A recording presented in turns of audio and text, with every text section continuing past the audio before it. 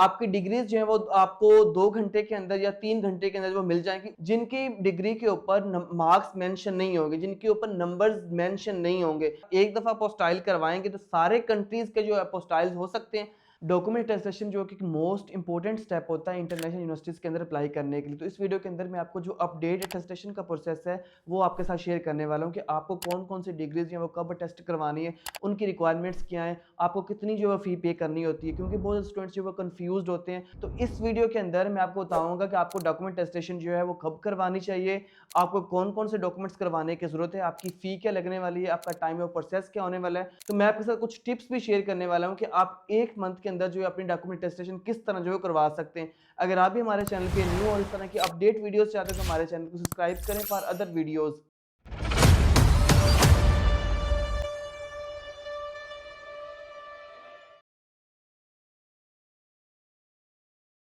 अस्सलाम वालेकुम everyone, this is me Umar Saleem from universities page visa consultant.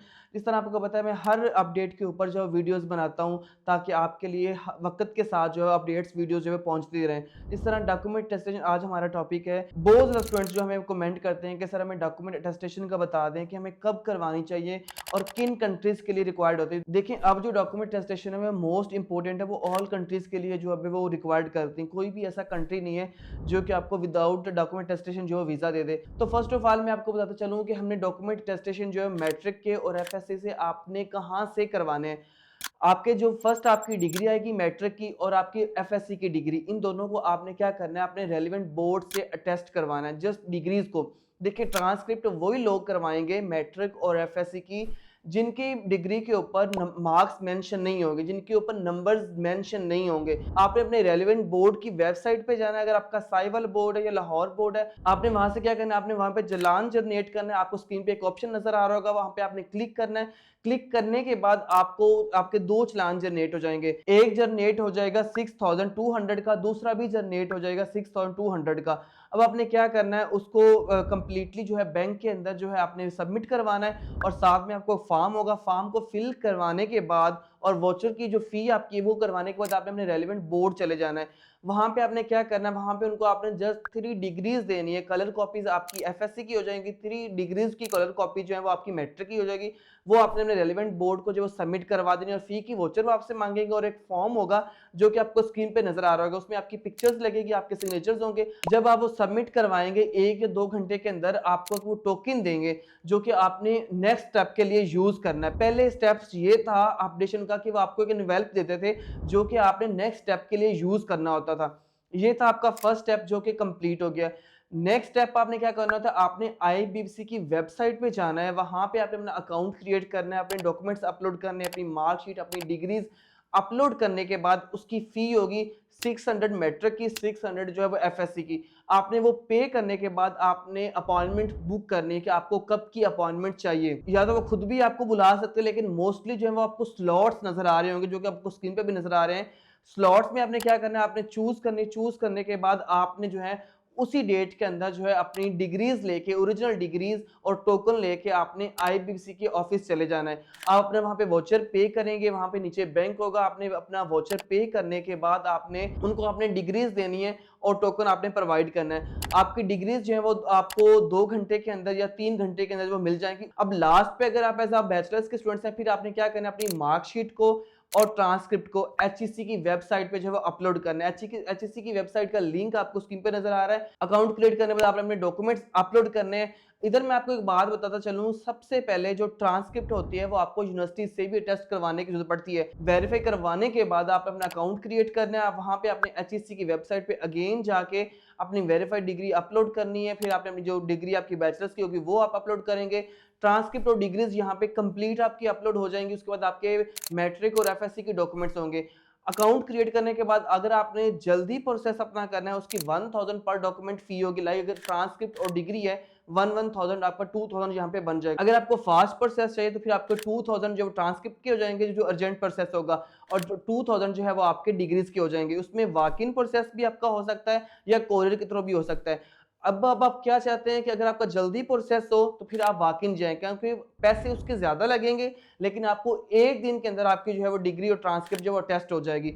अगर आपको चाहते हैं आपको इतनी जल्दी नहीं है तो फिर आप कोरियर के थ्रू करवाएँगे, कोरियर के थ्रू आपको इतना जो काफ़ी टाइम लगेगा, 15 डेज़ या 20 डेज़ आपको लग सकते हैं उसके लिए।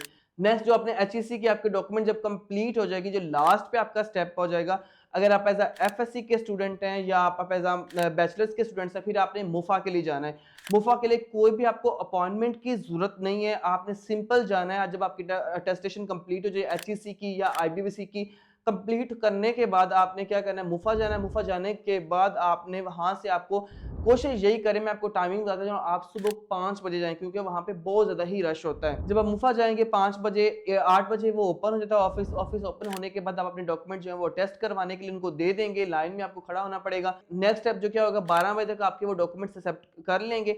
उसके 3 या 4 घंटे के बाद आपको टाइम देंगे, आप घूम फिर के आ जाएँ, आप अपना लाहौर जो है विज़िट कर सकते हैं अगर आप किसी और अदर सिटी से हैं। नेक्स्ट आपको 4 टू 5 पीएम तक आपके डॉक्यूमेंट्स जो है वो रिसीव हो जाएँगे। रिसीव करने के बाद उसमें आपको वो टिकट्स वगैरह आपकी बैग पे लगाएँगे, जिसमें 10 या 20 जो है वो आपके पैसे हो सकते हैं हर डिग्रीज़ के लिए, अदरवाइज़ उसकी कोई फ़ी नहीं है।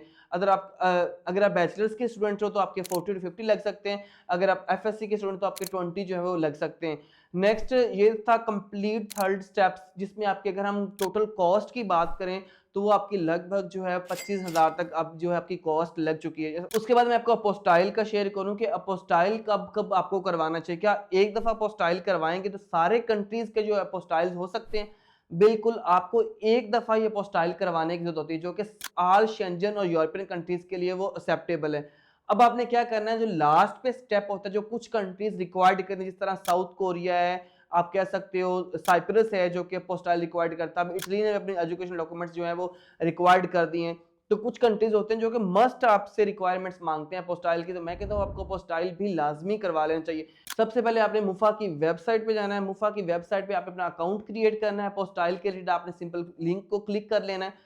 अकाउंट क्रिएट होगा, आपके एजुकेशन डॉक्यूमेंट्स अपलोड होंगे, इसमें आपके मैट्रिक की डिग्री, आपकी एफएससी की डिग्री, आपकी बैचलर्स की डिग्री और आपकी बैचलर्स की ट्रांसक्रिप्ट, ये चारों चीज़ें आपकी जो हैं वो अपोस्टाइल होंगी। अब आपने क्या करना है, आपने अपनी अपॉइंटमेंट बुक करनी है, वहाँ पे स्लॉट्स अवेलेबल होंगे। जब अपनी अपॉइंटमेंट आप बुक करेंगे, अब 3000 जो है पीकेआर 1 डॉक्यूमेंट की जो फ़ी होगी, और ये आपके बन जाएँगे 12 टू 15,000 तक आपके 4 डॉक्यूमेंट्स की जो है वो अमाउंट। अब ये आपने जब उनको सबमिट करवाना है, अपने वाउचर्स आपने जो है पे करने के बाद आपने मुफ़ा चले जाना है, वो 1 दिन के अंदर। बाकी आपको अपॉइंटमेंट जब डेट की मिली होगी, उस डेट पे आप जाके अपनी अपॉइंटमेंट जो बुक कर सकते हैं। इसका मैं आपके साथ फ़ास्ट प्रोसेस अगर शेयर करूँ तो आप फ़ास्ट जो है अपोस्टाइल जो है 1 वीक के अंदर कैसे करवा सकते हैं। फर्स्ट ऑफ ऑल जो है आपने जेरी के थ्रू अपना प्रोसेस करवा के इसको अपोस्टाइल करवा सकते हैं। देखिए, आपने सिंपल जो है वो जेरी ऑफिस लाहौर में जाना है, या जो भी आपको जेरी का ऑफिस मिल सकता है गुजरात में या आपके सिटी सेंटर के नियर है, तो वहाँ पे आपने जाना है। उनको आपने अपने डॉक्यूमेंट्स देने, उसकी फ़ी जो है 1000 पर डॉक्यूमेंट ज़्यादा होती है। लाइक अगर नॉर्मल फ़ी 3000 है अपोस्टाइल की, तो वो आपसे 4000 या 5000 तक ले सकते हैं। लेकिन आपके डॉक्यूमेंट्स आप उनको सबमिट करवाओगे, आप वहाँ पे फ़ी पे करोगे उनकी, 1 वीक के अंदर फिर आपको जो आपके डॉक्यूमेंट्स अपोस्टाइल हुए मिल जाएँगे, लेकिन इसकी कॉस्ट आपको ज़्यादा आएगी। तो बाकी ये थी मज़ीद एक कंप्लीट डिटेल वीडियो। अगर आपका भी कोई क्वेश्चन हो जो कि मेरे से मिस हो गया हो आपको लगता है, तो आपको कमेंट्स में सब कमेंट्स का रिप्लाई जो है वो आपको दिया जाएगा। मिलते हैं इस तरह की एक और न्यू अपडेट वीडियो के साथ, तब तक अपना ख्याल रखिएगा। अल्लाह हाफ़िज़।